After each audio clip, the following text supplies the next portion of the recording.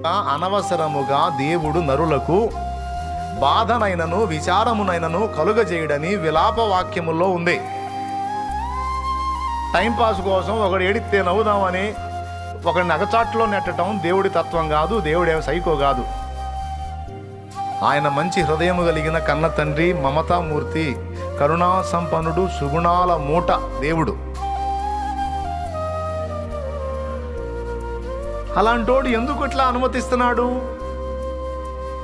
ఎందుకు కొంతమందిని శ్రమల్లో నెడుతున్నాడు అంటే ప్రేమను బట్టే, రక్షణ కోసమే, మేలు కోసమే.